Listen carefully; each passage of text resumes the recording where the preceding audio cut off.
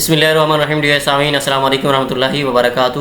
Dear سامعین، جیسا کہ آپ کو معلوم ہے کہ ہمارے ہاں احکام شریعہ کے سیشن کی دوسری کلاس چل رہی ہے کہ احکام شریعہ کی دو قسمیں ہیں۔ احکام شریعہ کے اندر ایک مامورات ہیں، دوسرا منہیات ہیں۔ مامورات کی پھر 5 قسمیں تھیں۔ وہ حکم یا تو فرض ہوگا یا واجب ہوگا یا سنت موقدہ ہوگا یا سنت غیر موقدہ ہوگا یا وہ مستحب عمل ہوگا۔ اب کون سا حکم فرض ہوگا اور کس حکم کو ہم فرض کہہ سکتے ہیں، تو آج ہم پڑھیں گے ان تمام احکامات کی تعریفات کہ فرض کس حکم کو کہیں گے، واجب کس حکم کو کہہ سکتے ہیں، اور سنت کس حکم کو کہیں گے اور مستحب کس حکم کو کہیں گے۔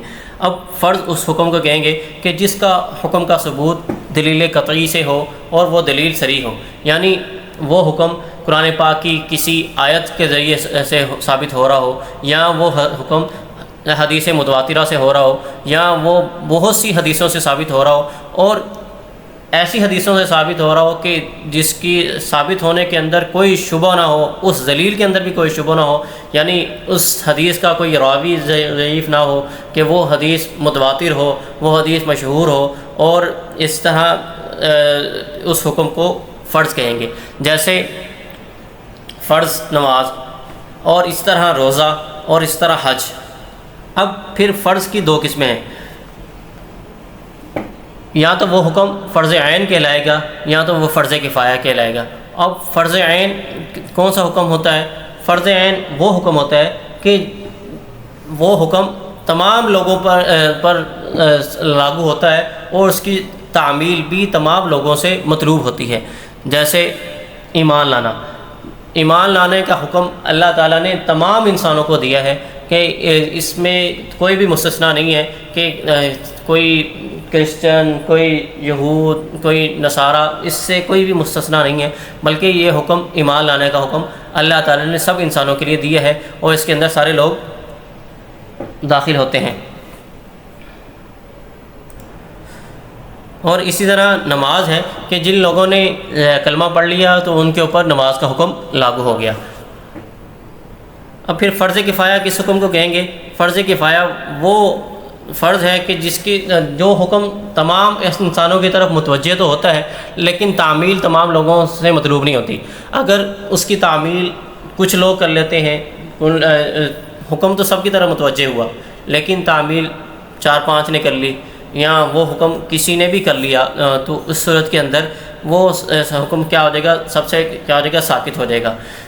البتہ یہ ہے اس صورت کے اندر کہ کرنے والوں کو اس حکم کا ثواب ملے گا کرنے کی وجہ سے، اور نہ کرنے والوں کو اس حکم کے نہ کرنے کی وجہ سے گناہ گار نہیں ہوں گے۔ البتہ یہ ہے کہ اگر وہ حکم سب کی طرف متوجہ تو ہوا تھا لیکن کسی نے بھی نہیں کیا تو اس صورت کے اندر سب گناہ گار ہوں گے۔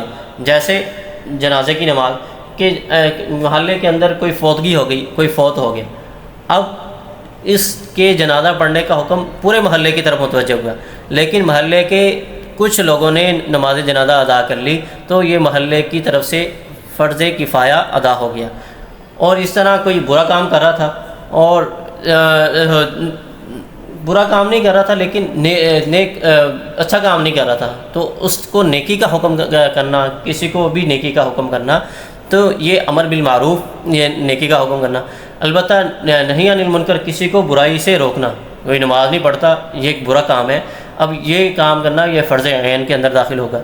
اور اس طرح فقہ کے اندر مہارت، فقہ کے اندر پوری فقہ کے اندر مہارت، یعنی ایمانیات، عبادات، معاملات، معاشرت، اخلاقیات، فقہ کے اندر فقہ کے تمام مسائل کے اندر مہارت حاصل ہو، یہ ایک فرض کفایہ ہے۔ اور مدارس کے اندر جو علماء تیار ہو رہے ہیں، جو مفتیان کرام تیار ہو رہے ہیں، یہ ایک فرض کفایہ تمام لوگوں کی طرف سے کافی ہو رہا ہے۔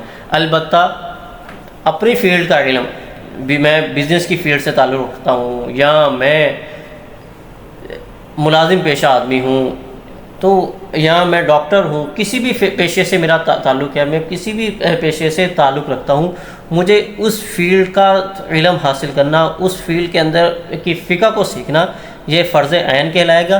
پوری کی پوری فقہ کو سیکھنا یہ فرض کفایہ ہوگا۔ اب فرض کا حکم کیا ہے؟ فرض پر عمل کرنا ہر مسلمان پر ضروری ہے، اور اس کا منکر کافر ہے، یعنی کوئی کہتا ہے کہ میں فرض کو نہیں مانتا، میں نماز کو نہیں مانتا، یا کوئی کہتا ہے میں روزے کو نہیں مانتا، یا کوئی کہتا ہے میں حج کو نہیں مانتا، یا زکوٰۃ کا انکار کرتا ہے، تو وہ انکار کرنے والا کافر کہلائے گا۔ تو اور بلا عذر چھوڑنے والا البتہ انکار نہیں کرتا، بلکہ وہ کہتا ہے یار میں دے نہیں سکتا، میں نہیں دیتا، تو اس صورت کے اندر بلا عذر چھوڑنے والا گنہگار ہوگا اور عذاب کا مستحق ہوگا۔ اور اس طرح واجب کسے کہتے ہیں؟ واجب اس حکم کو کہتے ہیں کہ وہ حکم دلیل ظنی یعنی خبر واحد سے ثابت ہو یا قیاس سے ثابت ہو، یہ عمل کے لحاظ سے فرض کی طرح ہے، مطلب عمل کے لحاظ سے فرض کی بالکل مانند ہے، جیسے نماز وتر۔ اب واجب کا حکم کیا ہے؟ واجب کا حکم کہتے ہیں کہ واجب کو کرنا باعث اجر و ثواب ہے، بلا عذر چھوڑنا گناہ کا باعث ہے۔ جو شخص واجب کا انکار کرے وہ کافر تو نہیں ہوگا مگر گمراہ کہلائے گا۔ کوئی کہتا ہے میں وطر کو نہیں مانتا، ایک وطر نہ پڑھنا ایک علیحدہ چیز ہے اور نہ ماننا ایک علیحدہ چیز ہے۔ ایک آدمی وطر نہیں پڑھتا وہ گناہ گار تو ہوگا، اور ایک آدمی وطر کا انکار کرتا ہے اس کو ہم کیا کہیں گے؟ گمراہ کہیں گے۔ ایک وطر نہیں پڑھتا اس کو ہم گمراہ نہیں کہیں گے، اور جو وطر کا انکار کرتا ہے اس کو ہم گمراہ کہیں گے، البتہ اس کو کافر نہیں کہا جائے گا۔ واجب کے انکار کرنے والے کو، واجب کے منکر کو ہم کافر نہیں کہیں گے، البتہ ہم کہیں گے کہ یہ راہ سے بھٹک گیا ہے۔ اور سنت کس عمل کو کہتے ہیں؟ سنت کا معنی ہے، لغوی معنی کے اعتبار سے دیکھا جائے تو سنت کا معنی ہے طریقہ۔ اب طریقے کے اندر دو چیزیں، وہ طریقہ یا اچھا بھی ہو سکتا ہے، وہ طریقہ برا بھی ہو سکتا ہے، لیکن شریعت کی اصطلاح کے اندر سنت وہ عمل کہلاتا ہے کہ وہ عمل صحابہ کرام رضوان اللہ تعالیٰ علیہم اجمعین اور حضور اقدس صلی اللہ علیہ وسلم سے ثابت ہو، حضور اقدس صلی اللہ علیہ وسلم اور صحابہ رضوان اللہ تعالیٰ علیہم اجمعین سے ثابت ہو۔ پھر اگر یہ عمل دین کے امور میں سے ہو تو اس کو سنن خدا بھی کہا جاتا ہے، یعنی اس کے ذریعے ہدایت کی تکمیل ہو جاتی ہے، جیسے نماز با جماعت ادا کرنا اور اس طرح مسواک کرنا وضو کے اندر۔ اور جن امور کا عمل نبی کریم صلی اللہ علیہ وسلم نے بطور طبیعت کے کیا ہو اور نبی کریم صلی اللہ علیہ وسلم نے بطور عادت کے کیا ہو، صحابہ کرام رضوان اللہ تعالیٰ علیہ مجمعین نے بطور عادت کے کیا ہو، اس کو سنن زائد کہا جاتا ہے، سنن عادیہ کہا جاتا ہے، جیسے کپڑے پہننے کا طریقہ، کھانے کا طریقہ اور خوشی غمی کا طریقہ، یہ ساری کی ساری کیا ہیں؟ سنن عادیہ کہلاتی ہیں۔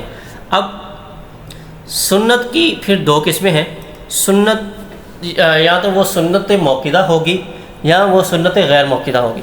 اب کس سنت کو سنت موقدہ کہیں گے، کس سنت کو سنت غیر موقدہ کہیں گے؟ سنت موقدہ وہ عمل کہ جس کو حضور اقدس صلی اللہ علیہ وسلم اور خلفائے راشدین رضوان اللہ تعالیٰ علیہم اجمعین نے ہمیشگی کے ساتھ کیا ہو اور بغیر عذر کے اس کو بالکل نہ چھوڑا ہو، البتہ اس عمل کے اوپر کسی نہ کرنے والے کے اوپر کوئی نکیر بھی نہ کیا ہو کہ بھئی کیوں نہیں کرتے تم یہ عمل، جیسے عشرہ اخیرہ کا اعتکاف، یہ سنت موقدہ علی الکفایہ ہے، یعنی جیسے ہم فرض کفایہ کے بارے میں ہم نے پڑھا کہ فرض کفایہ کا حکم تو سب کی طرف متوجہ ہوتا ہے، لیکن اگر کوئی ایک یا دو چار لوگ کر لیتے ہیں تو وہ فرض سب سے ساقط ہو جائے گا۔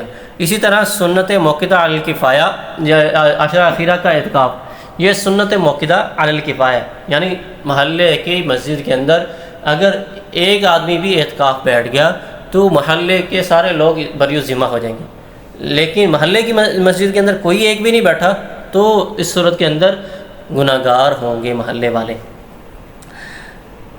پھر اس کے بعد سنت موقدہ کا حکم کیا ہے؟ اس حکم کا یہ ہے کہ بلا عذر چھوڑنا یا اس کے ترک کرنے کی عادت اختیار کر لینا، بالکل وہ عمل کیا ہی نہیں جا رہا، موقدہ عمل ہے، سنت موقدہ عمل ہے، لیکن اس کو کوئی کرتا ہی نہیں ہے تو نہ کرنے والا فاسق اور گناہ گار ہوگا۔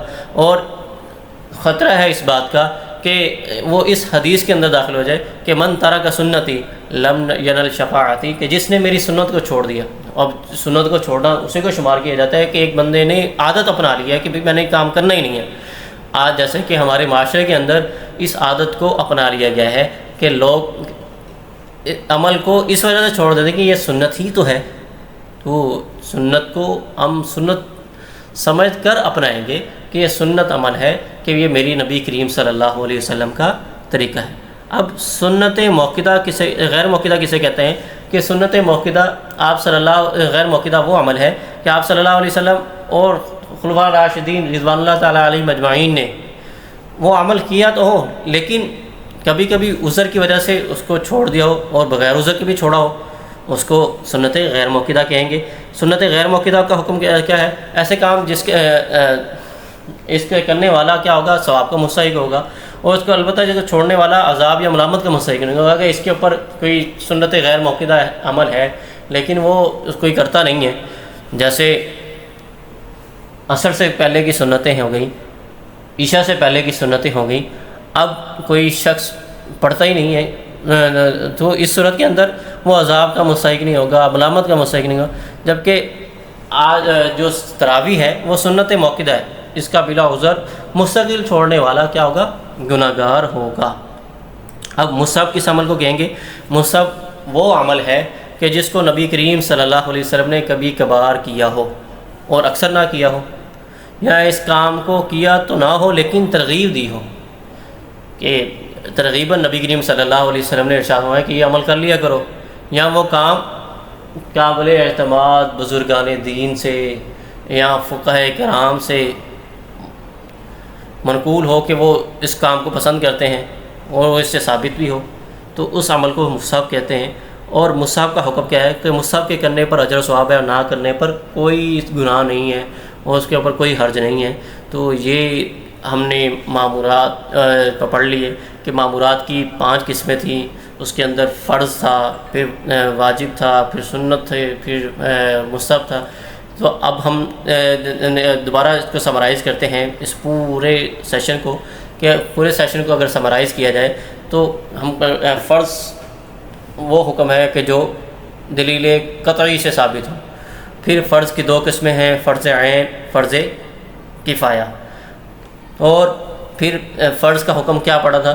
کہ اس کا انکار کرنے والا کافر ہوگا۔ ایک بندہ فرض چھوڑ رہا ہے، نہیں پڑھ رہا، وہ کافر نہیں ہوگا۔ ایک بندہ فرض کا انکار کر رہا ہے تو اس صورت کے اندر انکار کرنے والا کافر کہلائے گا۔